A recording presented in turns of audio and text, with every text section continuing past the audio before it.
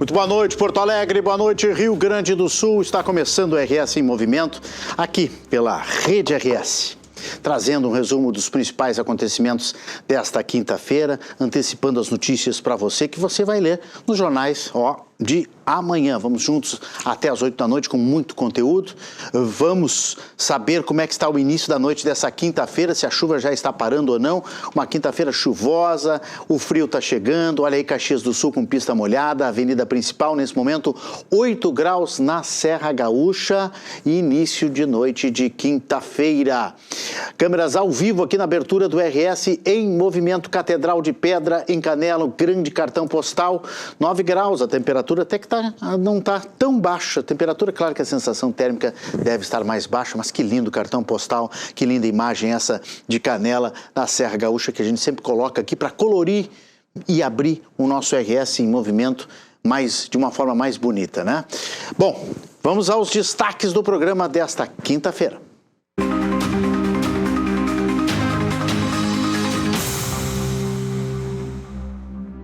O alerta vermelho no tempo no Rio Grande do Sul. A previsão de chuva acima dos 100 milímetros já provoca alagamentos e isola moradores no interior gaúcho. Em instantes, vamos conversar com o Instituto Nacional de Meteorologia para explicar o que está por trás dessa nova frente de instabilidade. Será o efeito do El Niño agindo no estado? Em menos de 24 horas, a cidade de Erechim ficou inundada. Vamos saber como as forças de segurança estão mobilizadas para atender a população e conter os transtornos nas ruas. Também vamos atualizar o mapa do clima para mostrar o que vem pela frente nas próximas horas aqui no nosso estado. Um investimento de 8 milhões de reais foi destinado à proteção e ao bem-estar animal do Rio Grande do Sul. Lançado no estado um pacote de ações inédito no país, que traz novos canais de denúncias. Confira a reportagem completa nesta edição. No esporte, seleção tem ausências no retorno aos treinos para o jogo contra a Noruega. E Casemiro lidera ranking de defensores na Copa. No estado, Inter apresenta zagueiro e Grêmio entrega projeto de alça de acesso para a Freeway. Direto do Estúdio do Tempo, frio chegando com tudo nesta sexta-feira. Saiba como cuidar melhor da saúde nas baixas temperaturas e quais são os cuidados domésticos com aquecedores e estufas no inverno. Veja agora no RS em Movimento. E ontem nós falamos sobre o alerta dessas chuvas volumosas que iam atingir o Rio Grande do Sul. Os temporais acabaram provocando transtornos em diversas cidades. O Lucas Canever está lá no Estúdio do Tempo, tem mais informações. Boa noite, Canever. Olá, boa noite, Renato. Boa noite para você também que nos acompanha diretamente do Estúdio do Tempo da Rede RS.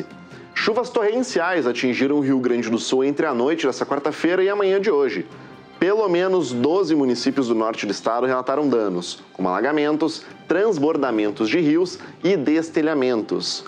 Em Barão de Cotegipe, a precipitação intensa fez o rio Jupirangaba transbordar em poucos minutos. A água invadiu a área central da cidade, o que provocou diversos transtornos para moradores e comerciantes, além de interrupções no trânsito. Apesar dos transtornos, a prefeitura do município informou que o nível do rio começou a baixar ainda durante a noite. E agora a situação na cidade já foi normalizada. Diante da instabilidade, a Defesa Civil do Rio Grande do Sul mantém um alerta para a possibilidade de chuvas intensas e temporais nas regiões norte e noroeste nesta quinta-feira. Na fronteira oeste, o rio Uruguai ultrapassou a cota de inundação em São Borja durante a madrugada de hoje. O nível da água chegou a 9 metros e 2 centímetros, sendo que a cota de inundação é de 9 metros. A Defesa Civil orienta que moradores de áreas ribeirinhas e da zona rural acompanhem os boletins oficiais. Renato, daqui a pouco eu volto com a previsão do tempo completa para amanhã. De volta para ti. Diante dos temporais e da intensificação do El Niño, as preocupações dos gaúchos aumentam.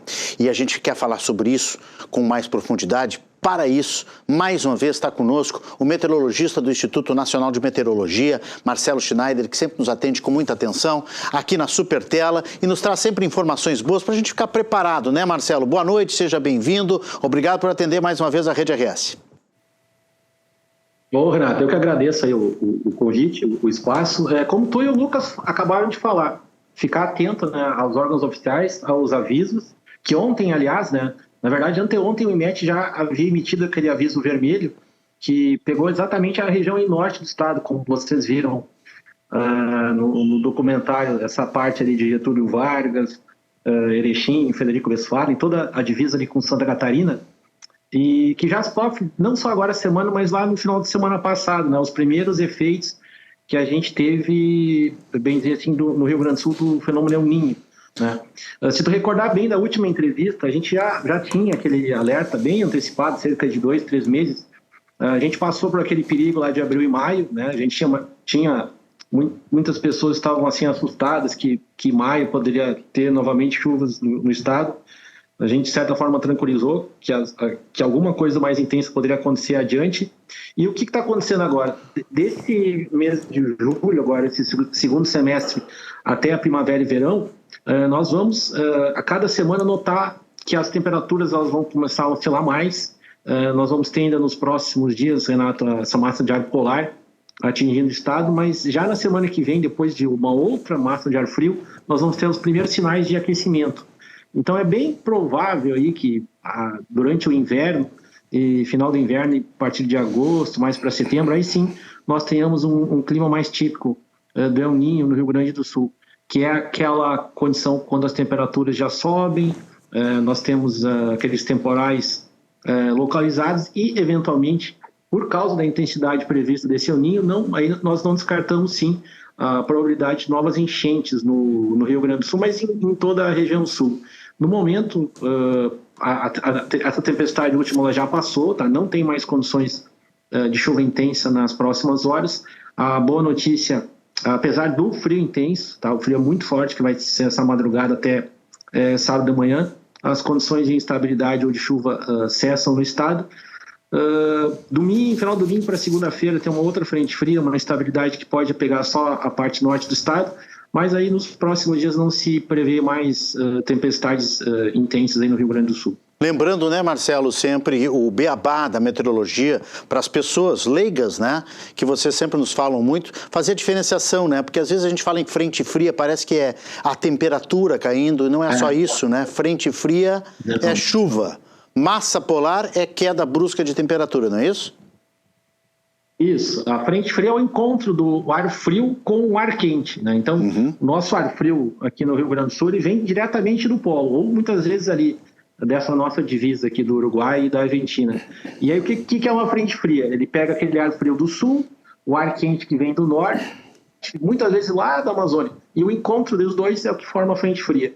Como o ar frio ele é pesado, ele é mais denso, ele é mais rápido do que o ar quente, ele vai empurrar essa massa de ar frio, que veio lá do sul do continente, provocou muita neve, aliás, para um dia meteorológico, foi um dia bem importante hoje. Nevou lá no balneário de Mar del Plata, na Cordilheira Argentina, perto ali da Serra de Córdoba. Tem, inclusive, uma previsão de neve essa noite, agora no sul ali do Uruguai, Punta del Este, ou nas áreas mais do sul ali do Uruguai.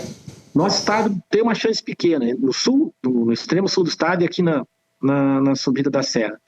Nós tivemos hoje o famoso minuano, Renato, um pouco de meteorologia, que é o ciclone lá em alto mar, provocando um vento forte, que vem de oeste, ele traz todo esse ar frio intenso com ar seco. Por isso, amanhã de manhã, até vai um alerta que o IMET fez hoje de manhã sobre o nível de frio. Nós alertamos o nível laranja. Marcelo, então assim, só para a gente esclarecer bem, tu começasse já falando no El Niño, e era uma dúvida que eu tinha, e acho que os nossos telespectadores têm. Tá me ouvindo, Marcelo? Estou ouvindo. Tô ouvindo. Tá. Já é, então, ação do tão falado, tão comentado, entre nós, inclusive, nas tuas entrevistas aqui conosco, El Niño. Isso já é um efeito de El Niño? Essa chuvarada que deu agora. É bem comum isso na época de inverno. Nós tivemos cerca aí agora de 2 meses, quase 3 meses, Renato, em que tem o aquecimento do Oceano Pacífico. Vocês devem ter eventualmente também mostrado aí Sim. Sim. E a parte atmosférica. O que é a parte atmosférica? Lá no Oceano Pacífico a gente tem uma espécie de gangorra. Na área central do Oceano Pacífico, o ar está mais leve. Então, ele sobe na atmosfera, vai até cerca de 15 quilômetros de altitude. E são duas correntes principais. Uma que vai subir na atmosfera e descer lá no norte e nordeste do Brasil. Então, quando esse ar desce, ele comprime na superfície, ele seta a superfície. Por isso que se forma em boa parte das ocorrências do El Niño tempo seco e seca na região norte e nordeste do Brasil. E o outro impacto é nós aqui no Rio Grande do Sul. A circulação atmosférica muda, se forma um bloqueio atmosférico no centro do Brasil e as frentes frias, como a gente teve o caso desde lá do final de semana passado, as frentes frias elas ficam mais estacionadas. Esse é um reflexo natural do El Niño. Mas uma diferença básica que a gente pode fazer desse ano, e muitos devem estar se perguntando, porque muitas vezes o El Niño é quase que sinônimo de temperaturas mais elevadas. Então a gente teve esse início de El Niño até com temperaturas baixas, e até o mês passado as chuvas já estavam lá na região ali de São Paulo, ainda na região de Goiás. Teve inclusive, Renato, no mês passado, o mês de junho foi o mais chuvoso da série histórica do IMET lá em Brasília. Tá? Então, cada El Niño tem uma assinatura diferente. Esse, nós estamos prevendo que ele vai ter essas oscilações. Então, em princípio, pelo menos até o início da primavera, nós não devemos ter um clima chuvoso todo o período. Nós vamos ter esse tipo de alternância. Vamos ter frio. E qual que é o perigo? É quando tem vamos ter frio e vamos ter chuva. Frio e calor. Frio e chuva e um pouquinho. E chuva. Calor ou aquele solzinho assim que aumenta um pouquinho a temperatura?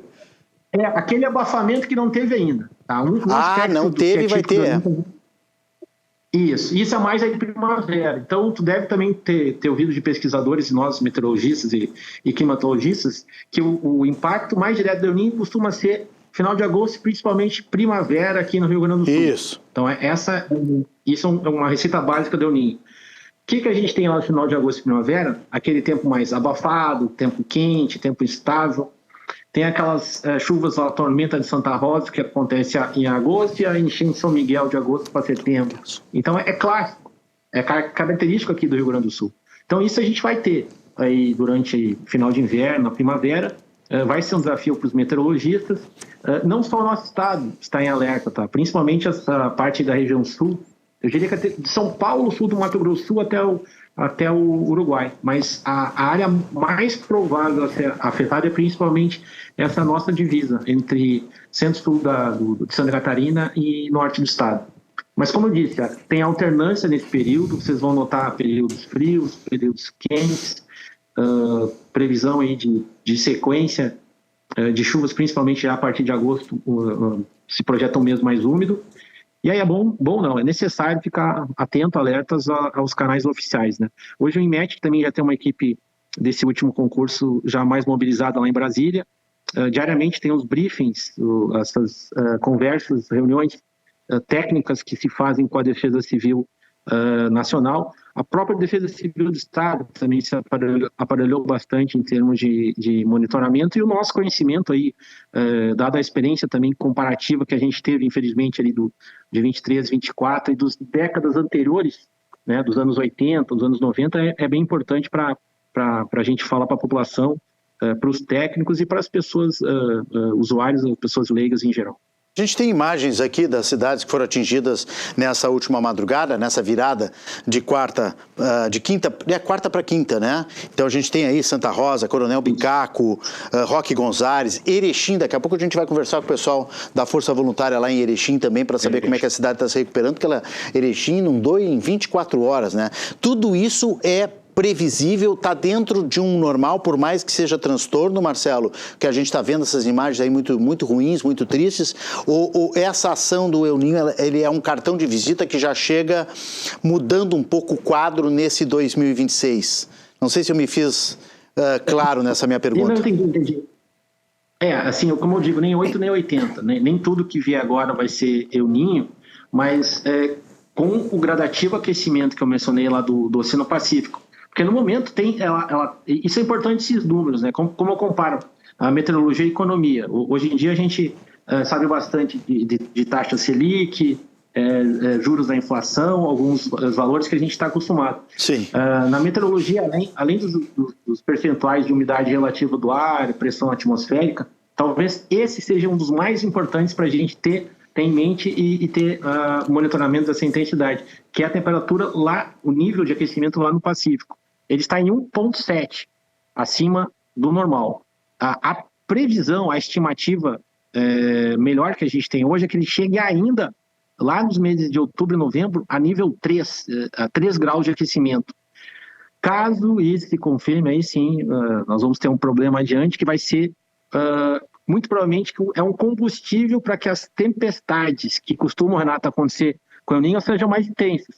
Daí o que acontece pela nossa experiência é que aqueles temporais de granizo eles podem ser mais fortes, aqueles vendavais que quando tem o nosso famoso choque térmico, né, do frio do sul do continente com o calor do centro do país seja mais intenso. Então essa que é a nossa preocupação, e não só a preocupação, aí que vem uma questão de cultura meteorológica, de a gente entender esse recado bem sério, bem direto dos profissionais em meteorologia, da Defesa Civil, e que as pessoas tenham isso em mente e acompanhem as projeções. E principal para que toda a cidade esteja organizada, né? Toda a parte de desassoreamento de rios, as prefeituras com o monitoramento que hoje está bem melhor do que nós tínhamos em 24, 23, conhecendo cada área da sua região. Essas imagens que está mostrando principalmente são áreas que tem muitas vezes aqueles córregos, arroios, né, pequenos que transbordam com facilidade. Então é ali que reside o principal perigo dessas enxurradas que acontecem. São imagens realmente tristes, preocupantes, né? Nos causam alerta, nos causam uma certa lembrança ruim lá de 2023, 2024. A gente sempre está com receio de que tudo possa se repetir, mas por enquanto está dentro de um determinado controle. Não vou dizer que está sob controle, mas está dentro de um quadro, né? Que a gente já tinha previsto, que a gente já vem falando. Os governos estão bem alertados. Não estou dizendo que eles estão alertas, estou dizendo que eles foram bem alertados, inclusive por vocês, meteorologistas, né, Marcelo? Agora, em relação ao El Niño, tu estás nos dizendo que mudou alguma coisa em relação à previsão dele. Olha, até saco de lixo boiando na rua, no meio da rua, né? Com um trânsito também complicado, os arroios, os rios, os córregos, todos transbordando. Situação bem complicada. A gente mostrou aí Roque Gonzales, mostramos Santa Rosa, mostramos Erechim, tem Brusque em Santa Catarina também nessas imagens. A região sul tá sofrendo, né? Já teve tornado Lages, também, né? Parece. Lages, Chapecó também, oeste de Santa Catarina. Hoje é quinta-feira. Nós tivemos ali na terça e quarta-feira, né? Terça e quarta foram 2 dias com muito granizo, muitos temporais também no Paraná e Santa Catarina. Pois é isso que eu ia te perguntar, parece que teve já um primeiro tornado, né? Registrado em Santa Catarina que faria parte desses efeitos do El Niño. Isso a gente sabe. Foram 2 ou 3 tornados. Isso é bem típico vamos dizer, de um adiantado, do início precoce de El Niño. Mas em meses de julho e agosto isso costuma acontecer, né, nessa região ali de Santa Catarina e Paraná. O que está diferente esse ano? Nós não tivemos, nós já estamos em julho, nós não tivemos massa de ar seco ainda muito extensa na região central do Brasil. Então, o El Niño ele começou com muita chuva nessa região ali, como mencionei, até em Brasília, né, que bateu o recorde de chuva. Uhum. E agora, gradativamente, cerca aí de 1 semana, 2 semanas, a gente teve esse primeiro contraste térmico. Tá? A temperatura, ela mal e mal, agora esse último mês, ela passou de 23, 24, 25 graus. A gente está tendo praticamente 1 mês e meio com temperatura baixa. E aonde foi o contraste térmico? No norte do estado, para Santa Catarina, é onde que formou o granizo e os vendavais com esses tornados que aconteceram. Infelizmente, claro, a gente está aqui quando tiver uma nova previsão, a gente, dentro da possibilidade desses fenômenos mais críticos, aí de 1, 2 dias, às vezes 3 dias de alertar, o IMET vai fazer seu alerta, mas a gente não está salvo de novas ocorrências, porque isso é clássico característico de El Niño. Que é o cartão de visitas deles, ou a assinatura dele é exatamente essa. Pois é. Ele vai começar a aumentar esse contraste térmico e naturalmente a gente vai estar sujeito a essas mudanças bruscas aí no tempo. Uma má notícia, portanto. O Marcelo está nos ajudando a entender, né, o quanto o El Niño pode estar já se apresentando aqui no Rio Grande do Sul e na região sul como um todo. A gente está vendo essas imagens todas aí.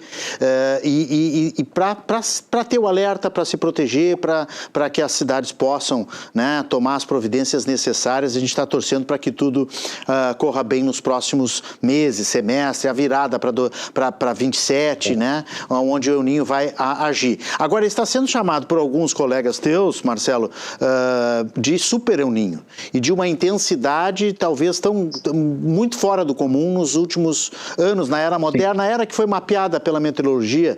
Até em 150 anos seria o El Niño mais forte. É para tanto, Marcelo? Tu tens essa visão? A documentação assim, mais científica, ela começa de 1979 para cá. Mas antes disso, claro, a gente tem bem detalhado, por meio de sensores de boia, de estações meteorológicas, monitoramento remoto, pelo menos assim, desde os anos 50, tem todo o potencial de ser o mais intenso que a gente já teve registro. Esse 1877, que é muito famoso aí nas mídias, a gente não tem uma vasta documentação técnico-científica, a gente só teve os efeitos, né, indiretos dele, mas eu diria que sim, nesses décadas recentes ele tem o potencial de ser o mais intenso, ou no mínimo que chegue próximo lá dos anos 82, 83, 97, 98, mas é justamente a nossa preocupação, que como eu mencionei anteriormente, naquele nível lá de aquecimento, que a gente está 1.7, 1.8, se ele passar desse 2.5 e se aproximar do 3, ele já é considerado um super El Niño. Só um parênteses, não é um impacto direto, não é assim um sinal de que aumentando a temperatura tu vai ter um impacto direto aqui no Rio Grande do Sul, mas é certamente um sinal que nós vamos ter variações bruscas no tempo, como mencionei, de possibilidade dos temporais serem mais fortes, ou seja, os impactos serem mais intensos. Para a gente ter uma situação de chuva estacionária, como a gente teve aqui no Rio Grande do Sul lá no ano de 24, isso a gente tem que ter mais informações, e a previsão só é possível ali mais próximo do evento. Antes, como tu bem mencionou, ficar alerta a essas informações que já não são surpresa para nós, desde antes que a meteorologia já tinha essa informação, e a partir de agora cada vez mais ficar atento às previsões. Então, de curto prazo é boa notícia, só reprisando aí para tranquilizar as pessoas, a gente tem esse frio entrando, tem uma estabilidadezinha que pode afetar ali, principalmente domingo para segunda, mais a metade norte, mas creio que não seja muito intensa. E aí depois tem um outro evento lá na virada do dia 10 para 11, que vai pegar mais a parte lá de Santa Catarina, Paraná ou São Paulo. Tá? Então, o Rio Grande do Sul, pelo menos assim, em níveis de intensidade, pelo menos as 2 semanas aqui tá mais comedido. A gente não deve ter uma intensidade muito grande. Ok, mas só lembrando, aquecimento, como tu disseste, só na primavera. Não vai ter aquecimento em julho, período de aquecimento. Vamos ter veranico. Não, a partir de agora é bem provável que a oscilação seja maior. Né? Olhando a previsão de curto prazo, a gente já tem ali na quinta, sexta-feira que vem um aquecimento, que não chega a 30 graus, mas já deve passar dos 26, 27 graus. Ah, é? O que não fez lá para quinta, sexta-feira. Para te ver como está bem variável a atmosfera, nem passou o núcleo dessa massa polar, que alerta amanhã de manhã, 5, 6 graus aqui em Porto Alegre. Isso. Na sensação, 0, 2 graus negativo. Lá na fronteira, 2 graus abaixo de zero no termômetro. Tá ali na região de Dom Pedrito, Bagé, Canguçu. E aí, sábado, o frio que chega com mais força na serra no termômetro. Mas essa próxima madrugada, amanhã de manhã cedo, 3, 4, 5 graus no termômetro e 3, 4 graus negativos na sensação térmica na serra. Impressionante, impressionante. O Marcelo, eu preciso encerrar, nosso tempo já se foi, mas eu preciso antes só perguntar rapidamente, uma curiosidade. Essas ondas de calor na Europa, bolhas de calor que estão acontecendo na Europa, elas também têm a ver com o El Niño? Não, o El Niño é um catalisador, né? Uma coisa, vamos dizer, responde à outra. Então, em anos de El Niño, o impacto dele, em termos de temperatura, normalmente vem depois, né? Ah, então, certo. Esse calor não tem sinônimo de El Niño. A má notícia é que, havendo calor em outras partes do globo, inevitavelmente, em algum momento também parte do Brasil sofre. Então, o clima é interligado. Então, não é imediato, mas meses depois a gente pode ou deve ter um aquecimento. Ano de laninha é o oposto. Ano de laninha geralmente tem meses depois um resfriamento. Então, tu vai ouvir muito comum na mídia falar, nós estamos em 2026, provavelmente, muita probabilidade, havendo a continuidade do El Niño, vai acarretar possivelmente no ano mais quente aí da história. Esse que é um grande problema, tá? Dessa era moderna, com as medições mais confiáveis que a gente tem, de identificar não só o Oceano Pacífico, que a gente está falando do El Niño, mas as outras áreas oceânicas e as temperaturas globais, né, mais elevadas. Esse é o catalisador aí, Renato, das tempestades que eventualmente ficam mais intensas. Marcelo Schneider, mais uma vez, obrigado pela atenção, obrigado pelo tempo dedicado e as informações que você traz aqui sempre para o RS em Movimento na Rede RS. Um bom trabalho por aí no IMET. Eu que agradeço, acompanho as mídias, as redes sociais do IMET com as informações. Um abraço para vocês, boa noite. Grande abraço. O Marcelo Schneider é meteorologista do IMET. Acompanhe o IMET, hein? Porque o alerta vermelho agora dessa semana funcionou exatamente para isso. Os alertas, independente da cor, ajudam justamente a gente se preparar e ficar mais alerta. Um investimento de R$8 milhões foi destinado à proteção e ao bem-estar animal no estado. O pacote de ações é inédito no país e foi anunciado nesta quinta-feira no Palácio Piratini, incluindo é ruim, né? Mas incluindo também novos canais de denúncias. Confira na reportagem na tela. Dos 200 municípios gaúchos que aderiram ao chamamento, 181 foram contemplados. Na primeira etapa do programa, os valores serão utilizados para castração e identificação por microchipagem de cães e gatos. Estamos hoje disponibilizando R$8 milhões num repasse direto, fundo a fundo, que foi um caminho para desburocratizar o acesso aos recursos, então ele é mais rápido, mais ágil. A Assembleia Legislativa aprovou a criação deste fundo há poucos meses e nós já estamos aqui celebrando um primeiro repasse para 181 municípios. E a gente projeta em breve ter mais recursos aí sendo liberados, então é muito importante que os municípios que ainda não constituíram os seus fundos de bem-estar animal constituam esse fundo.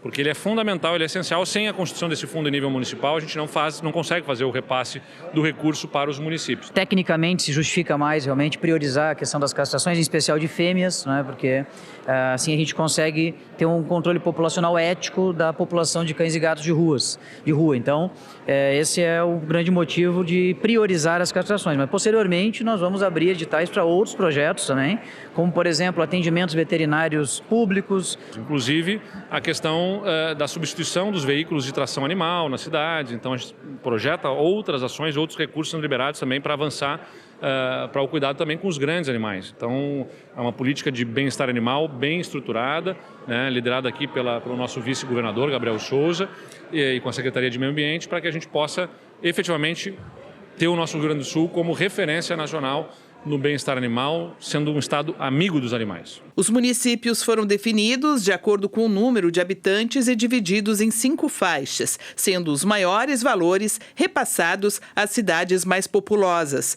A prestação de contas deverá ser feita ao estado. Os municípios são os operadores tem essa atribuição da causa animal. Então, eles vão organizar, junto aos seus fundos que receberam o recurso, chamamentos, editais. Então, é importante procurar o órgão municipal responsável por isso. Em alguns municípios é o meio ambiente, outros municípios é a assistência social. Então, é importante procurar isso para se cadastrar, porque eles vão eleger e conveniar junto com ONGs ou com pessoas individuais para promover neste momento, então, as castrações, também a identificação desse público de animais que nós temos nessa situação. Outra novidade apresentada foi a criação da Delegacia Online Amiga dos Animais. A ferramenta vai permitir que a população registre denúncias de maus-tratos sem precisar se deslocar até uma delegacia. Com a nova ferramenta, denúncias poderão ser feitas de forma online.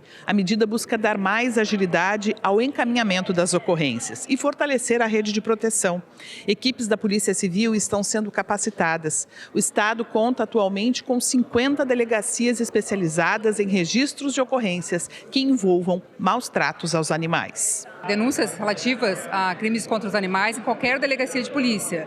Isso é importante ressaltar, mas hoje então nós estamos criando a delegacia online Amiga dos Animais, que ela funciona dentro da delegacia online, né? Nós já tínhamos outras delegacias dentro da online específicas, como a da mulher, a da diversidade, a do agro, e hoje então nós estamos inaugurando a delegacia online Amiga dos Animais. É mais uma porta de atendimento que a Polícia Civil coloca à disposição das pessoas, né, para que as pessoas denunciem fatos que são muito importantes e que serão investigados depois pela Polícia Civil. As pessoas da sua casa, com seu telefone, com seu computador, poderão fazer o registro. Inclusive, como foi dito aqui, anexar provas do fato com fotos, com vídeos. Isso é fundamental, porque às vezes as pessoas deixam de denunciar a delegacia não está próxima à sua casa, por temor da demora no atendimento, e agora isso vai potencializar o registro da ocorrência dos maus tratos. Até porque quem maltrata animais maltrata seres humanos. Existe alguma forma da gente garantir que os próximos governos mantenham essa política, mantenham esse projeto? Acho que na medida em que a gente fez a aprovação na Assembleia Legislativa do projeto, né, que constitui o fundo, que estabelece essa política, a nossa intenção é justamente de permanência. É claro que depende sempre da sensibilidade do governo de plantão. Bela iniciativa do governo aí, com esse plano inédito no país. Bom, nós vamos atualizar agora o caso da bactéria que fechou temporariamente o centro obstétrico do Hospital de Clínicas aqui em Porto Alegre. O hospital informou hoje que o local foi reaberto às 14h desta quinta-feira e que a UTI neonatal inicia também a sua reabertura progressiva. Também não foram registrados novos casos de infecção pela bactéria Serratia e que os pacientes diagnosticados estão clinicamente estáveis e em medidas de isolamento. A possibilidade de reabertura do centro obstétrico para casos de alto risco vai ser avaliada em 24 horas. A seguir, vamos saber como é que está a situação de Erechim. A gente volta a falar do tempo e das chuvas, porque Erechim foi uma das cidades mais atingidas pelos temporais aqui nas últimas horas no estado. A cidade, em 24 horas, ficou inundada. Daqui a pouco, depois do intervalo, e que é rápido, e eu espero vocês.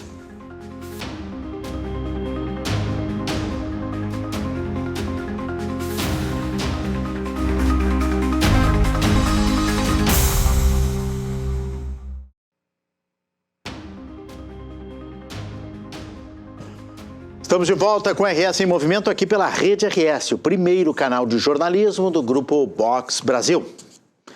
Um balanço dos principais resultados alcançados pela Rede Estadual de Ensino foi a reestruturação da pasta. Após a reestruturação da pasta, foi apresentado justamente hoje, foi nesta quarta-feira. Os dados apontam um avanço na permanência dos estudantes, na recuperação da aprendizagem, na inclusão e na modernização das escolas gaúchas. A reportagem com esses números positivos é de Cris Viegas, na tela. No ensino médio, a rede estadual teve queda na taxa de reprovação de 11,1% em 2024 para 5,8% em 2025. Nos anos finais do ensino fundamental, o índice passou de 8,3% para 3,7%. Já nos anos iniciais, a reprovação recuou de 3,9% para 2,1%. A rede estadual também registrou queda nas taxas de abandono escolar. No ensino médio, o percentual de estudantes que deixaram a escola durante o ano letivo caiu de 5,4% em 2024 para 2,7% em 2025. Nos anos finais do ensino fundamental, o abandono passou de 1,1% para 0,5%. Nós tínhamos 720 mil alunos no ano passado. A gente esperava 690, a gente estava trabalhando nessa queda pela queda demográfica. Para nossa surpresa, houve um aumento de 19% na novos de demanda. A gente está com 720 mil alunos de novo. Não houve redução. Segundo a Secretaria, um sistema de inteligência artificial identifica estudantes com maior risco de abandono e traz planos de acompanhamento. Outro destaque são os números obtidos com a progressão parcial, mecanismo previsto na legislação educacional que permite ao estudante avançar para a série seguinte enquanto recupera conteúdos específicos. Em 2025, 9.971 estudantes utilizaram essa modalidade. Desses, 5.191 fizeram a recuperação em maio de 2026 e outros 4.815 farão no próximo trimestre. A medida busca reduzir reprovações e garantir a continuidade da trajetória escolar. De sala de aula em sala de aula, conversando com os estudantes e mostrando a importância deles participarem. Porque muitos alunos de escola pública acham o seguinte: a universidade não é para mim.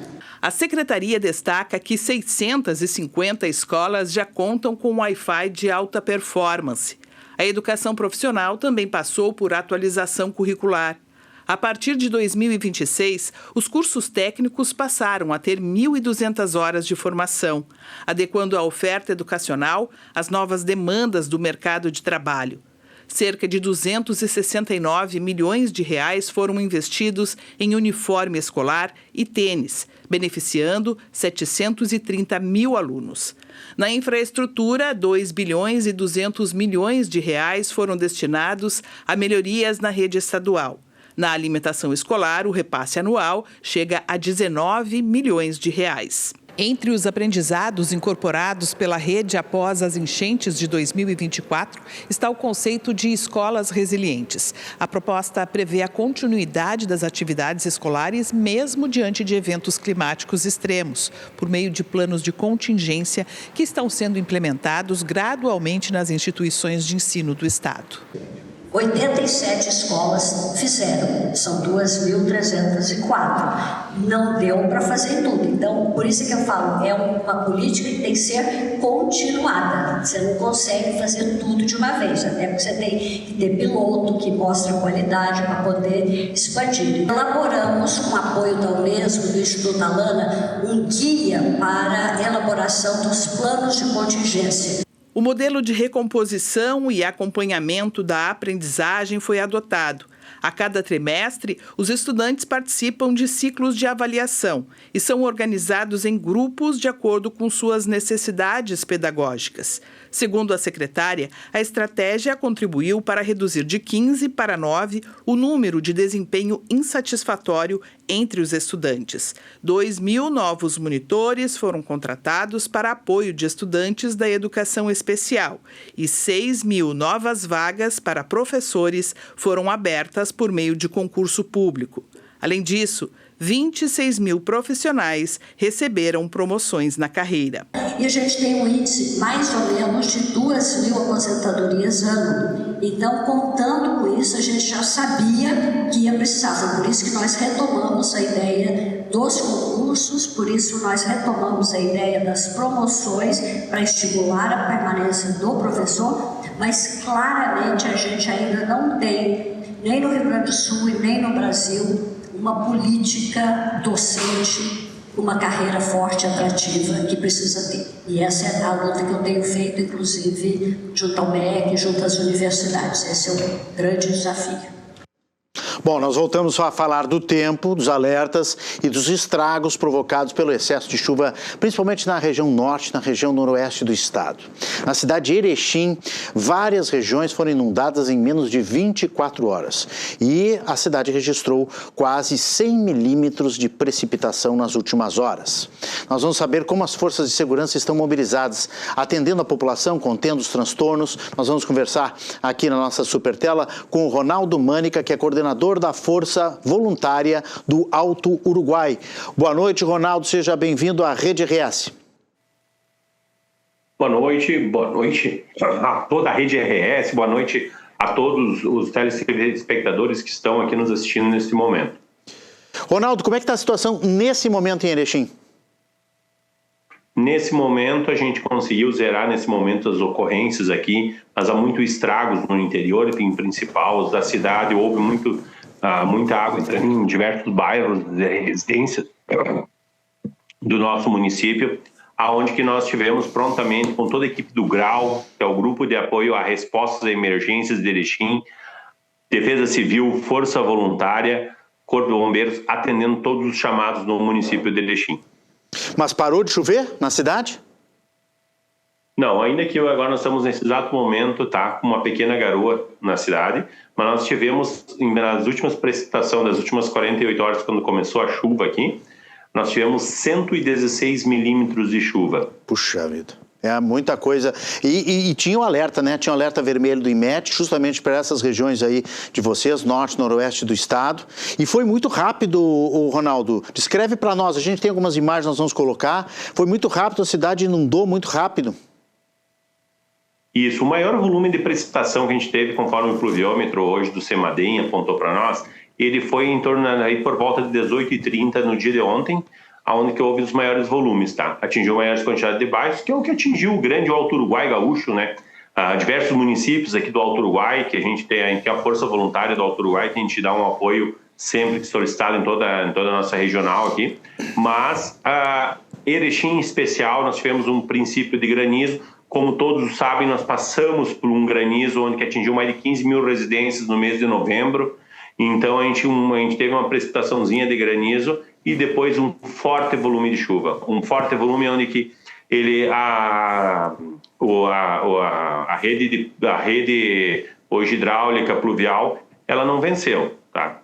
Não venceu em determinados pontos ali devido ao grande volume de chuva, algo que vem sendo previsto pela meteorologia, pelo El Niño. Estamos agora passando a primeira etapa do El Niño. Estamos com a primeira chegada dele aqui, teremos muitos meses difíceis para toda a comunidade gaúcha. Graças a Deus, hoje, nós falando um pouco de defesa civil, faz 15 anos que eu trabalho na área de defesa civil, de voluntário, acompanhando e sempre estando junto. Pessoal, hoje, graças a gente tem uma estrutura ótima de defesa civil em comparativo que a gente já teve e estamos cada dia melhorando para melhor atender a população. As mudanças climáticas, elas vêm justamente cada vez mais violenta, cada vez mais dando eventos climáticos. Então, para isso, a gente precisa estar melhor estruturado. Cada vez é mais intenso, né? A chuvarada. Eu não sei se chegou a ter vento também, porque teve destelhamento aí em algumas regiões, em algumas cidades aí dessa região. Não sei se Erechim teve destelhamento também ou foi só chuva. Isso, Erechim não teve destelhamento. Nós tivemos queda de árvore, sim, por causa do vento. Destelhamento a gente acabou não tendo, tá? Mas nós temos ainda um grande residual do granizo aqui. Nós tínhamos 15 mil famílias afetadas no município no último granizo, onde que nem sempre as 15 mil estão com o seu telhado, ainda 100% em dia. Então, nós tivemos uma distribuição de lona lá dentro do GRAU, juntamente com todas as entidades lá que a gente faz parte. Tivemos a distribuição de alguns rolos de lona, alguns metros de lona, para justamente quem ainda teve esse gargalo aí da entrada de água em suas residências. E o que a população está precisando nesse momento? Como é que o Rio Grande do Sul pode ajudar a cidade de Erechim, Ronaldo? Com algum tipo de doação? Como é que pode ser feita essa ponte aí entre os gaúchos? Nesse momento, nós não necessitamos de doação no município de Erechim. Hoje nós temos uma força-resposta muito grande. Temos a força voluntária aqui, com ajuda humanitária. Nós temos um setor só de ajuda humanitária, então nós temos sempre residuais de cestas básicas para as famílias que molharam seus alimentos. A gente conseguiu atender todas no município. E nós temos hoje um efetivo aí, mais de 40 voluntários ativos, mais 40 em treinamento, em capacitação, que eles ficam um ano de capacitação para entrar na atividade da Força Voluntária, de que ela trabalha junto com a Defesa Civil, hoje é um dos macros aqui da nossa região, e então a gente tem sempre uma força de resposta muito rápida, né? Então a gente conseguiu sanar todos os problemas de atendimentos às famílias neste momento, tá? Porém, tem muitas situações que a Secretaria de Obra do município que vai ter que agora entrar com o maquinário e resolver, né? A parte de obra do município, o município hoje já estava com as equipes em campo mesmo, debaixo de chuva, resolvendo alguns pontuais que poderiam ser resolvidos naquele momento. Houve abertura de crateras pela água, houve destruição de tubulações, no interior foi gravíssimo problema, fortes enxurradas na área do interior, principalmente no distrito de Capoeirê e próximo ao distrito de Jaguareté. Então, onde que nos 2 distritos do município aí, onde que afetou muito. Não teve bloqueio de estradas, Ronaldo? Houve rapidamente, mas rapidamente a gente agiu com as máquinas e tal, desbloqueando algumas estradas de interior em especial. A Secretaria de Agricultura também estava em parceria com a Defesa Civil. Nós temos hoje uma força-resposta em conjunta entre entre o órgão municipal e a entidade voluntária aqui. Então, são ações rápidas e têm que ser executadas para a gente não ter rompimento de barreira por muito tempo. Então, hoje a gente conseguiu o dia todo de trabalho, lógico, né? Todo o dia inteiro dando resposta para o cidadão erichinense, para que a gente conseguisse desobstruir todas as vias, retirar todas as árvores, poder dar uma resposta de retirada de água com motobomba de muitas residências no dia de hoje. Então, foi feito esse trabalho, um trabalho em conjunto com a Secretaria de Obras e Secretaria de Agricultura do município, onde foi muito importante para que a gente conseguisse dar uma resposta aí no nosso município. Na questão das escolas, alguma necessidade de cancelar hoje aí os horários escolares, o pessoal se deslocando pela cidade? Teve prejuízo? Não. Hoje nós só tivemos uma escola danificada, que é a Escola Bela Vista, onde a gente deu um suporte com lona na escola, até que agora é uma escola estadual, o Estado agora vai tomar algumas providências para conserto dela, mas como foi rapidamente esticado lona, tudo, não teve necessidade do rompimento de aula. E o senhor me permitir aqui, eu quero também falar um pouquinho, nós vamos estar fazendo um evento aqui na cidade de Erechim, um dos maiores eventos voltado à prevenção e mitigação, onde que nós vamos estar com mais de 300 bombeiros voluntários em capacitação aqui no município de Erechim, no final deste mês, e nós vamos em um Clima Summit. É um summit voltado que vai ter palestras da Defesa Civil Federal, ensinando o ABC a todas as defesas civis, como solicitar recurso, como protocolar a decretação, que tipo de recurso dá para solicitar, qual o meio de solicitação de recurso, vai ter a Defesa Civil do Estado dando palestras de gerenciamento de abrigo, comando de incidentes. Nós vamos ter um summit com mais de 9 palestras, com 3 painéis funcionando simultaneamente e mais de 300 bombeiros voluntários, mais de 9 cursos voltados a desastres, a respostas a desastres, uma mega capacitação aqui para a população gaúcha. Perfeito. E esse evento vai ser aí em Erechim, Ronaldo?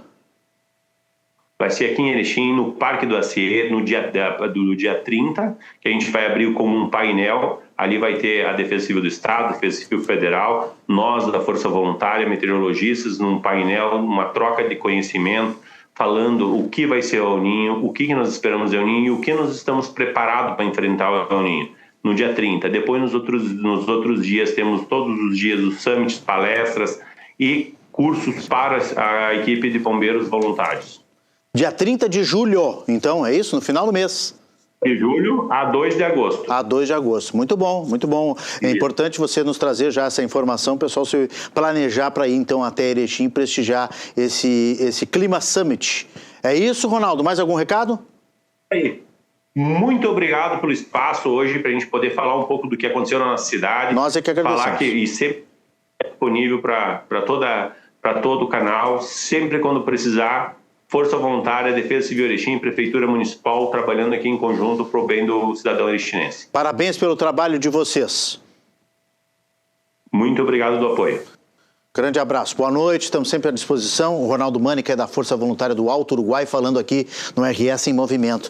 E depois dessa chuvarada, a gente quer saber o que podemos esperar para amanhã. Vamos até o estúdio do tempo, Lucas Canever. Vem mais chuva por aí?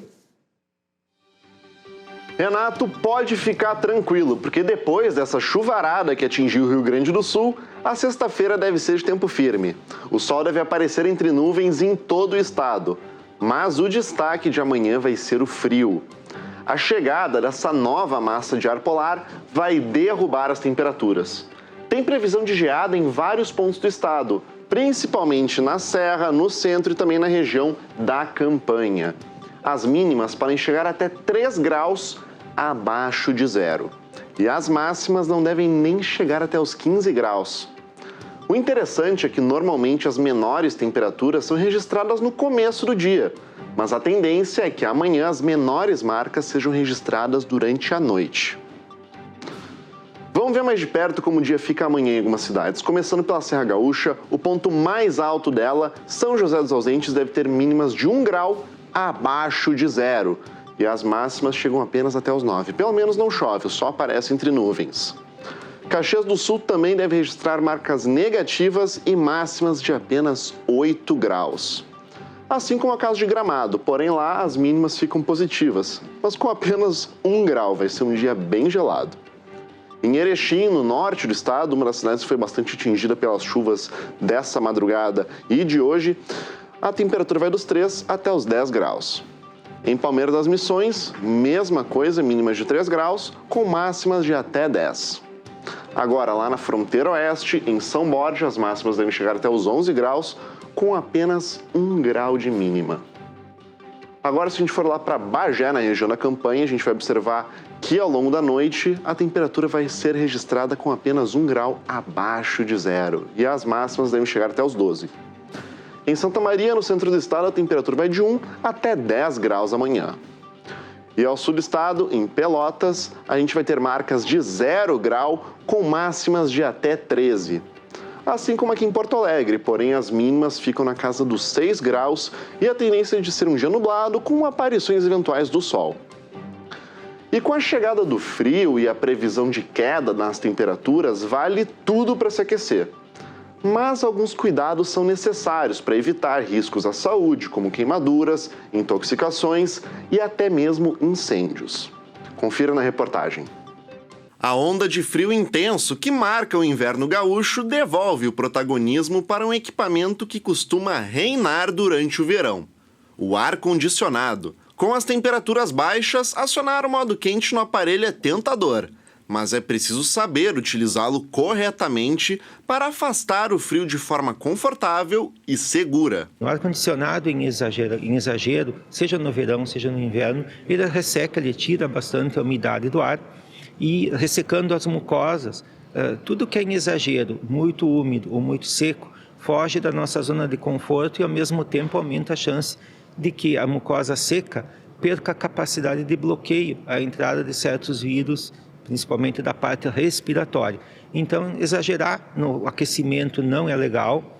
Há que se renovar o ar, mesmo que algumas máquinas hoje já renovem o ar. É importante tempos e graus de temperatura. Se lá fora, por exemplo, está 5 graus, nós temos que cuidar para tentar manter a zona de conforto humana entre 20 e 24 graus e não a colocar a 30 graus, o máximo da capacidade, que sim, aí vai ressecar demais, vai aquecer demais e quando a gente for para a rua ainda tem o agravante da possibilidade do choque térmico ao sair na rua. Mas não é apenas o ar-condicionado que exige cuidado. Outros meios de aquecimento, como lareiras, fogões a lenha e a queima de materiais inflamáveis, exigem atenção redobrada. Queima de material fóssil, seja diesel, querosene, álcool, madeira e por aí vai, ela gera o quê? Ela gera a eliminação de partículas para o ambiente. Por exemplo, o próprio conhecido fogão a lenha, que é muito comum na nossa região. A queima da madeira depende da eliminação por um exaustor, por um chaminé. Nem sempre isso acontece de forma adequada e a fumaça fica no ambiente. As pessoas respiram essa fumaça e essa fumaça pode causar dano para o pulmão, principalmente se de forma continuada ou repetida. Bom, o que o Corpo de Bombeiros orienta, tá? É que quando a gente vai se aquecer agora no inverno, para ter um ambiente mais agradável, mais aconchegante, o principal é que lembrar primeiramente que tudo aquilo que eu tiver fogo, ele queima o oxigênio do meio ambiente. Quando eu tiver fogo, ele produz gases que são tóxicos, certo, ao ser humano. Então, o que eu digo para ti? Primeira coisa, eu tenho fogo, eu vou acender uma lareira, eu vou acender, pode ser uma ecológica, pode ser uma lenha, eu vou acender muitas vezes um álcool numa panela que ainda se utiliza das épocas antigas, né, lá dos nossos avós. O ideal é o quê? Que eu sempre tenha, se eu for acender alguma coisa e tiver fogo, que eu tenha uma corrente de ar mínima. Tipo o quê? Uma dica, uma janela aberta com 2, 3 dedos abrindo.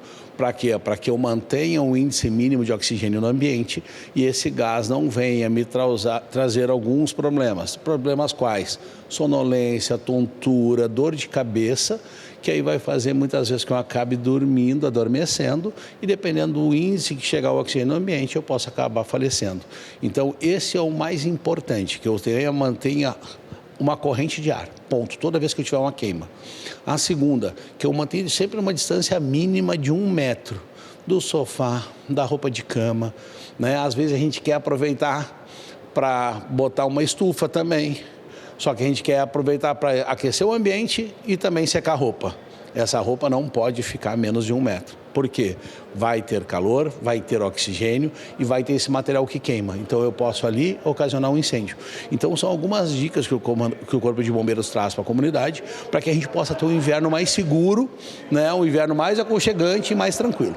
Além disso, outros cuidados com a saúde também devem ser redobrados durante o inverno. Primeiro, assim, cuidados, né? Manter uma boa hidratação. A gente tende a tomar menos água no inverno por sentir menos sede, nós podemos nos hidratar bem. Manter sempre um ambiente com certo grau de arejamento. É muito comum no inverno fechar portas, janelas para manter o calor, para preservar o calor. E o ar fica com mais chance de ventilação menor e troca de vírus e bactérias entre pessoas. Então, é comum alguém ter uma infecção e passar para o resto da família. Esse assim se multiplica a doença. Outra coisa importante são as vacinações. As vacinações, a gente insiste muito, vacina da gripe, que todo ano deve ser, vacina de Covid e vacina da pneumonia. Existem outras vacinas? Sim, diversas, mas vai depender também do grupo que a pessoa se encontra. Pacientes que têm doença pulmonar crônica, asmáticos, pacientes que têm doença cardíaca, diabetes, tem que se atentar e conversar com o seu médico, porque tem um calendário ali para essas pessoas também em particular. Todas essas medidas são necessárias para evitar doenças que se proliferam com mais frequência ao longo da estação. As doenças respiratórias são as grandes responsáveis por parte das doenças em emergência, em hospital, pneumonias, por exemplo, que acabam muitas vezes internando, doenças respiratórias virais como a gripe, ou como nós chamamos a influenza, os quadros de resfriado, existe uma família grande de vírus que pode causar isso, e a gente frequentemente correlaciona o frio, embora não seja o frio o grande vilão, mas as condições que o frio determina. Por exemplo, nós nos fechamos mais em casa, fechamos a ventilação, com isso uma pessoa doente pode passar o vírus, contagiar outras pessoas em ambientes com pouca ventilação. A asma, os pacientes fumantes que têm doença pulmonar crônica sofrem em geral mais no inverno, não que eles só tenham a doença no inverno, mas o frio exacerba mais essas infecções e muitas vezes é a causa de ocupação elevada nos hospitais e nas emergências. Já estou aqui com o Irineu Guarnier Filho. Boa noite, Irineu, seja bem-vindo. Boa noite, Renato. Viu só o problema do inverno, né, Irineu? Tem que cuidar da saúde, tem que cuidar das questões domésticas, né? Bombeiro ali explicando. Tu fizeste já um ponto de conexão, né, sobre incêndios em Porto Alegre? Incêndios em Porto Alegre, o coronel do Corpo de Bombeiros que esteve aqui, coronel da Brigada, falava exatamente isso, né, que a principal causa dos incêndios que a gente tem visto aí são instalações elétricas mal feitas. Ou improvisos. Improvisos, aquelas réguas cheias de cabos conectados. O famoso T. O T, Benjamin. cheio de sobrecarga nos interruptores, nas tomadas, enfim, né? Que então, perigo. É um perigo. Aí, às vezes, tem também o improviso da tomada que tá ruim, que já teve até um curto, né? Ela fica meio pretinha ali, mas o pessoal insiste, continua usando, vai desencapando o fio, daqui a pouco dá Deixa um carregador problema do celular pendurado ali quando sai. E agora com o inverno, né? O bombeiro disse aí, chamou atenção para as lareiras elétricas, estufas, sim, né? Claro que as mais modernas têm sistemas de defesa. Que desligam sozinhos. Desligam sozinhos, se elas caem, por exemplo, elas desligam, né? Mas às vezes a pessoa deixa cair uma roupa, alguma coisa em cima da encosta. estufa. Tem gente que deixa a roupa secando, né? Atrás da geladeira, que é um perigo, né? É um perigo isso. Ou na frente da estufa. Aliás, teu programa tem a ver com o clima hoje também, né, Irineu? Também, né? Não temos como falar de outro assunto nesse momento que o inverno está começando aí com força total.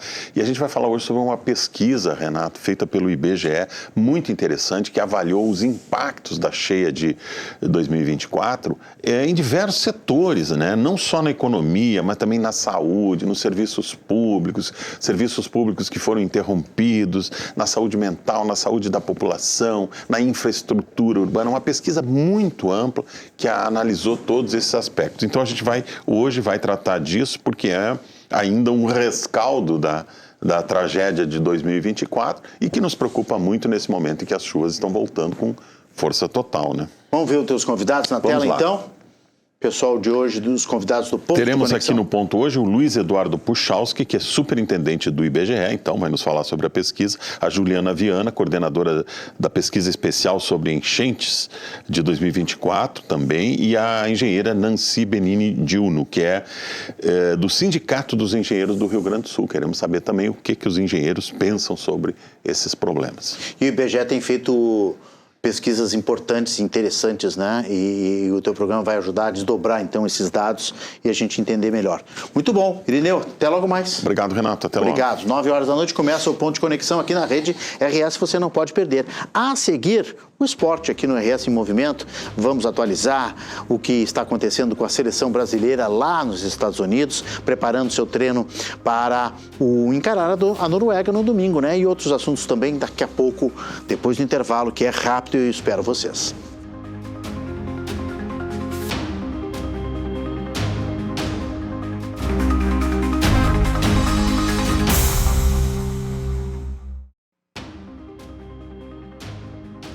Estamos de volta com o RS em Movimento e agora o assunto é futebol.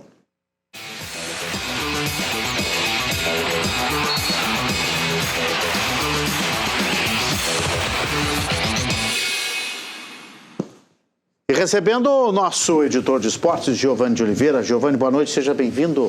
Boa noite, Renato. Boa noite quem nos acompanha em casa. Hoje, treino da seleção, finalmente. Ontem estava de folga. Chega de folga, né? Tá bom já. O adversário é difícil, Noruega. Eu não daria folga ontem, Giovanni. Eu não daria folga. O pessoal está treinando Talvez direto. eu seja um cara muito duro, né? Não, o pessoal merecia, Foca no Giovanni para botar o nome dele direitinho, senão o nome dele... senão o nome dele fica aqui, ó, no aberto, aí não dá, né, Fernando Lopes? Bom, mas aí, daria folga ou não daria folga? Tu acha que a folga foi merecida? Não, acho que em algum momento tem que dar esse respiro. Inclusive, a gente viu nas redes sociais muitos jogadores com a família, pessoal que foi visitar eles lá, né? Tem que ter esse momento... Não precisava ser de um dia inteiro, podia ser um turno. Dá amanhã de folga e faz um treinozinho, uma palestra, uma preleção. Escala para a seleção, então, tem que ser 39-0. Ah, bom, mas não tem nada. 6-1 não pega na seleção, 5-2 não pega. Nós estamos em ritmo de... Até porque a gente não sabe se essa jornada não vai acabar ali, né? Nós acreditamos. Olha, mas ela pode acabar em 19 de julho, que tá bom, né? Eu acho que é o dia certo, até porque assim, ó, sem querer dar spoiler do que vem depois, mas achar que vai acabar antes é uma papagaiada, Renato. É isso aí. Bom, mas tem ausência na seleção, é isso? Vamos ver na reportagem? O treino hoje teve ausências, 2 esperadas, uma que chamou a atenção e a gente confere. Vamos ver na reportagem então do Lucas Canever, na tela.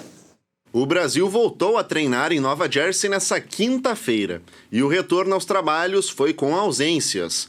Rafinha, Ryan e Paquetá não participaram com os demais na preparação para o confronto contra a Noruega. Rafinha está fora do jogo. O atacante sofreu lesão na coxa na partida contra o Haiti, na fase de grupos, e fez trabalhos separados do elenco. Havia a expectativa de que ele estivesse pronto para a partida das oitavas de final, mas após a avaliação de hoje, a equipe médica vetou a participação do camisa 11.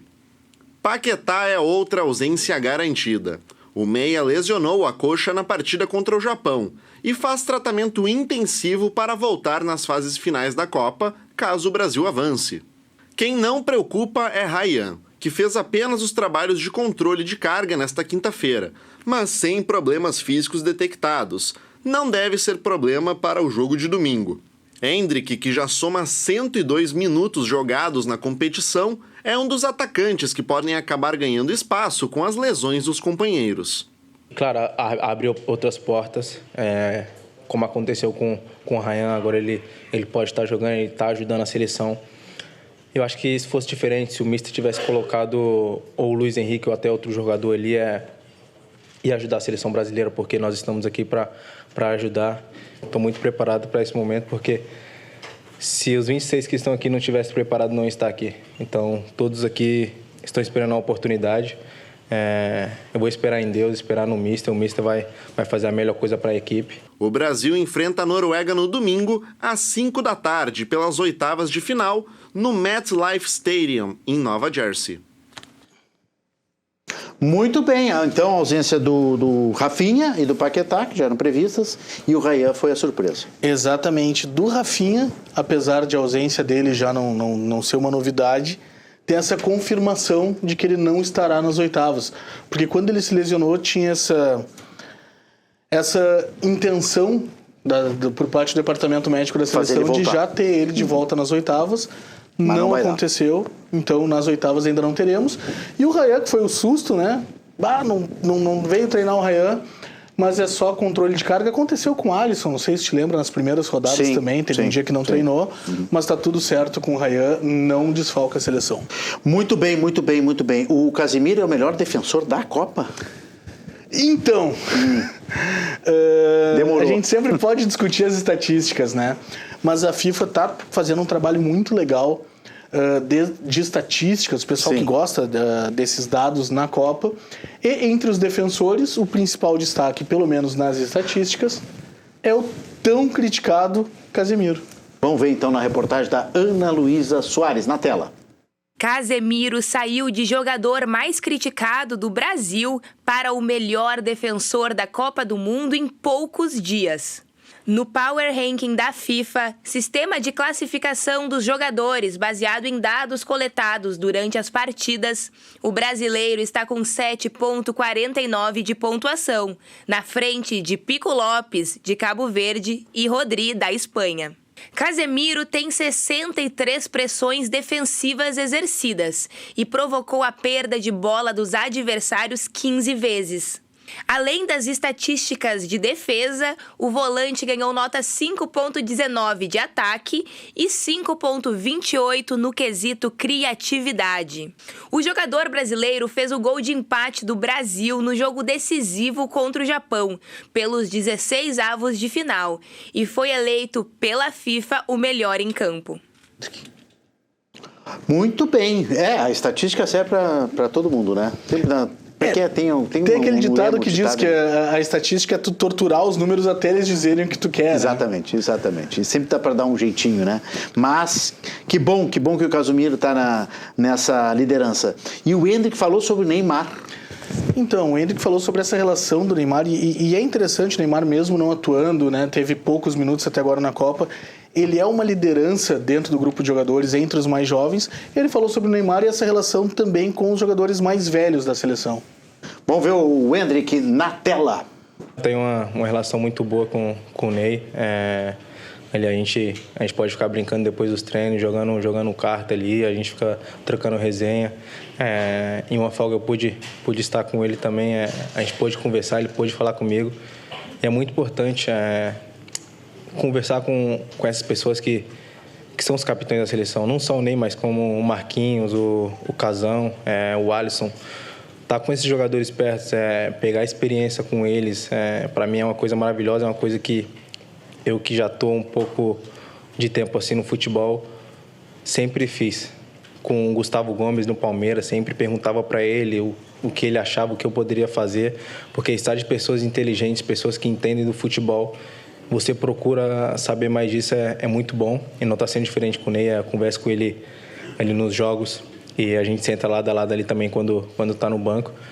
Então, vou tentar extrair o máximo do Ney para poder colocar isso na minha carreira, porque tem muito tempo pela frente ainda. Eu sou fã desse guri, viu, Giovanni? 19 anos e ele apresenta, além de um bom futebol, né? A gente sabe disso, uma maturidade. Nessa entrevista, eu acompanhei uma boa parte dessa entrevista, assim, uma maturidade, uma serenidade para falar. Muito tranquilo, né? E sabe que essa fala dele específica, embora algumas coisas às vezes pareçam óbvias, nem sempre elas são. E eu acho muito legal justamente... Nem sempre são ditas. Nem sempre são ditas. Mas assim, a gente tem, principalmente entre os jogadores de futebol, o cara sai muito cedo daqui, às vezes fica numa marra. O próprio Endrick já foi criticado por ser meio marrento em alguns momentos. Então assim, quando a gente vê o jovem com 19 anos, ter essa sabedoria de entender, cara, eu tenho que aprender com os mais velhos, eu tenho que escutar quem está aqui mais tempo, é bem importante isso. Puxa vida, ele deu uma entrevista muito tranquilo, assim, muito maduro, falou sobre outras coisas também, mas enfim, vamos conferir as telas dos nossos jogos, então, na Copa do Mundo, diminuindo um pouco os jogos a cada dia, já não estamos naquela saraivada de jogos. Vai, né? Até já batendo, assim, uma saudade. Uma saudade, uma certa tristezinha, né? Vai acabar. É isso aí. Vamos ver aí a tela de ontem, como é que fechou a quarta-feira, né, Giovanni?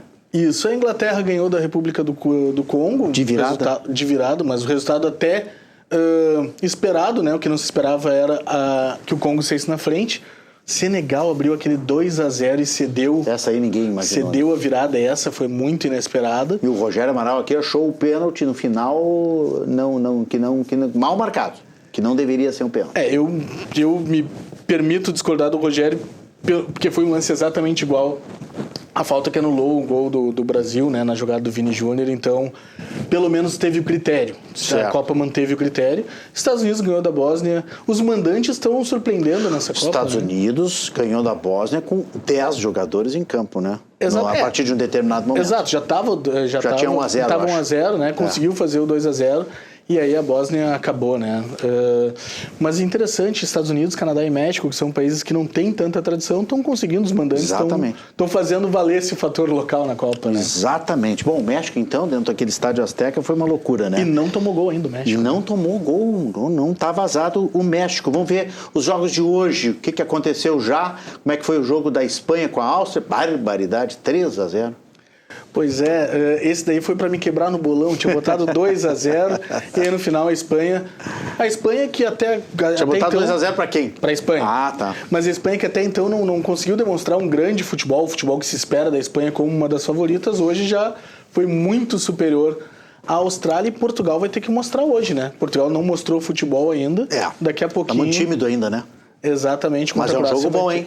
Bom jogo, a Croácia também... Tem chance? Não mostrou ainda também muita coisa, agora talvez seja o jogo que um dos dois vai ter que provar alguma coisa. Não, né? esquecendo que a Croácia foi o nosso algoz, né, na última Copa, né? É o que nos tirou nas quartas de finais, né? Nas quartas. Nas quartas de final em 2022. O Brasil, desde 86, chega pelo menos às quartas sempre, né? Uhum. Então, há 40 anos, o Brasil é sempre um dos 8 melhores do mundo.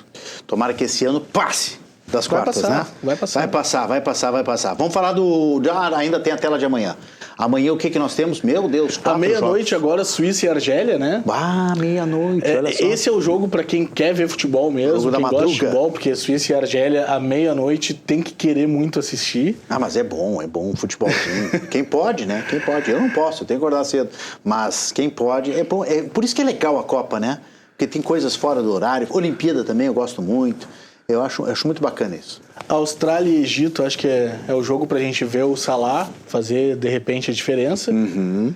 Amanhã às 3 da tarde. Argentina e Cabo Verde, eu tô triste pelo Vozinha. Amanhã o Vozinha vai buscar muita bola no fundo do gol. Pode ser que ele defenda. Já pensou o Vozinha defendendo um chute do Messi? Vai se consagrar. Se ele defender uma vez, vai ser um gol a menos pro Messi. Exatamente. Né? E vai ser uma consagração. Pode levar outros 3. É verdade, mas ficou muito... Mas não vamos subestimar. Futebol é mágico por isso, mas acho que amanhã, nesse jogo, não tem muito o que discutir. E Colômbia e Gana, bom jogo também. A Colômbia está fazendo uma boa Copa do Mundo. Gana tem um time forte, né? Eu acho interessante amanhã. Ótimo, esses são os jogos de amanhã, então, na fase, a último dia da 16 avos. Depois, no sábado, começa as oitavas de final. Bom, vamos para o nosso futebol aqui, que tem novidade. Está chegando o reforço chileno no Internacional. Exatamente. Tu e o Rogério já tinham anunciado aqui que o Inter tinha contratado o Maripan. Isso. Né? Zagueiro, 32 anos. Guilhermo Maripan. Hoje ele foi apresentado oficialmente. Ontem, na verdade, ele fez o primeiro dia de trabalho no Inter. Hoje foi apresentado oficialmente e deu entrevista coletiva. Vamos conferir a reportagem, então, Maripan, na tela. O Inter apresentou Guilhermo Maripan, zagueiro chileno de 32 anos e 1,92 m de altura. O defensor estava na Torino e assinou o contrato até 2028. Revelado pela Universidade Católica do Chile, Maripan também passou pelo Deportivo Alavés, da Espanha, e também pelo Mônaco, da França, onde foi capitão e disputou 150 partidas. Pela seleção chilena, o zagueiro soma 62 partidas, tendo disputado 3 edições da Copa América. Desde que llegué al fútbol italiano no he tenido ningún problema muscular ni nada por el estilo. Me adapté muy rápido al fútbol físico que es Italia. Este último año fue un año donde empecé jugando, después no pude terminar con el ritmo que yo quería por temas ajenos al rendimiento, pero llego bien, estoy muy bien físicamente, estoy muy tranquilo también mentalmente y estoy preparado para ayudar al equipo y al club. O diretor de futebol do clube, Fabinho Soldado, entregou a camisa 3 ao jogador, a mesma usada pelo também chileno Elías Figueroa. Desde que se presentó la oportunidad de venir a Inter, siempre hablé con mi equipo de trabajo que me gustaría mucho estar aquí, porque es un club que es muy reconocido en Chile por la historia que hizo Elías Figueroa, porque para mí es un gran referente y es un ídolo, y sé que él consiguió grandes títulos tanto a nivel profesional y personal aquí. También conozco la historia del club, como fueron campeones de América, de la Copa Libertadores, campeones del mundo también. Es un club muy importante que tiene mucha historia y desde un principio sentí esa energía y esa emoción de querer estar acá.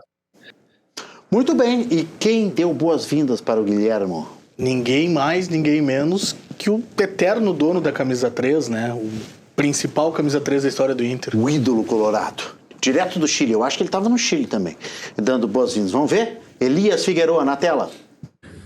Hola, soy Elías Figueroa y quiero felicitar a Guillermo Maripán, pues tengo certeza de que irás a cumplir la expectativa da torcida. Boa sorte en esta etapa, Guillermo. Esa camisa se respeta y se ama. Grande Elías Figueroa, direto de Valparaíso para o mundo. E o Grêmio tem novidade? Hoje acompanhei, o Grêmio contratou uma empresa de engenharia para elaborar um projeto de uma alça para Freeway e entregou esse projeto hoje para a Prefeitura de Porto Alegre, entregou o vice-presidente de administração do Grêmio, o Eloy, entregou nas mãos do prefeito Sebastião Melo. Vamos entender então na reportagem do Giovanni, reportagem fechada por ti, né? A importância dessa alça aí, então, e dessa inauguração. Na tela, Grêmio. O Grêmio entregou à Prefeitura de Porto Alegre o projeto para a construção de uma alça de acesso à BR-290, a Freeway. A via terá 3 faixas em sentido único e será uma continuação da Avenida Gilberto Lenin, passando por trás do estacionamento aberto da Arena e chegando até a Rodovia Federal. Buscando a importância do momento para o clube e para a cidade, que já foi falado, né, da importância dele e do tempo no qual a direção do Grêmio já trabalha nesse projeto, que faz em torno de 14 anos que começou a ideia de fazer essa alça logo após os primeiros momentos do funcionamento da Arena. A projeção inicial é que a obra custe em torno de R$4,5 milhões, verba repassada por meio de emendas parlamentares. De acordo com a Prefeitura, as licenças ambientais já foram encaminhadas. A previsão é de 6 meses para a execução da obra e nós ainda temos que enfrentar o processo licitatório. Antes disso, nós estamos concluindo o licenciamento junto à CCR. Todos os demais licenciamentos estão concluídos, né? Agora tem que terminar o licenciamento com a CCR, o processo licitatório e 6 meses de obra. A expectativa é que a via esteja em funcionamento já em 2027. Isso vai melhorar muito a saída do público nos jogos, né? Exatamente, tanto nos jogos quanto nos eventos. Ela vai passar por trás do estacionamento da Arena. É quase uma continuação da J. Renner, a principal avenida ali do Maitá. Então essa é a expectativa, esse é o objetivo da obra, né? Muito bom, muito boa. Boa reportagem também, excelente, viu, Giovanni? Parabéns. Olha aqui, ó, antes que o programa acabe, notícia de agora. O ano que vem, as férias escolares, notícia de lei federal, tem que ser coincidindo com a Copa do Mundo Feminina, Giovanni. Que legal isso, hein? As escolas brasileiras terão que se preparar. O governo baixou agora um decreto, Lei 15.421, que o calendário lá da Copa do Mundo Feminina, que vai ter jogo em Porto Alegre, inclusive, tem que estar coincidindo com a Copa do Mundo. Importante, o Brasil vai sediar esse evento. O futebol feminino está crescendo, né? Tem um investimento muito importante. Então é muito importante realmente uma valorização dessa Copa com essa lei, né? Só não sei como é que vai ser, porque a Copa do Mundo é de 24 de junho a 25 de julho do ano que vem. As escolas vão ter que fazer o período aí dentro, não sei se é todo o período, vamos ver. A gente vai ver as repercussões em seguida. Giovanni, para terminar, o que é que tu falasse de papagaiada? Não sei o que tá achando que o Brasil ganhar vai ser papagaiada? Como é que não, na verdade, assim, hoje, né? Rapidinho. Então, com inteligência artificial, meu amigo Renato Martins trouxe a mensagem certa para quem... do meu papagaio, Para quem não acredita no Brasil, o papagaio vai nos falar a verdade. O papagaio que eu botei hoje nas redes sociais, inteligência artificial, criatividade. Vamos lá, vamos ver o papagaio. Não tem para Noruega, nem para Argentina e nem mesmo para a França. Até eu já sei, essa Copa é nossa. O Hexa está chegando e isso não é papagaiada. Gostou? A gente tem que criar um nome para ele, né? Ele dá umas dicas. Vamos criar, acho que ele pode ser um personagem que pode acompanhar o Brasil até o Hexa. Isso aí, valeu. Giovanni, obrigado. Até amanhã. Obrigado, boa Aquele noite. abraço. O RS em Movimento fica por aqui. 9h tem um ponto de conexão com o Irineu Guarnier Filho. Desejo para vocês sorte, saúde, sucesso. E amanhã a gente está de volta aqui, ó. 6h30 na tela da Rede RS. Uma ótima noite. Obrigado pela audiência. Até amanhã.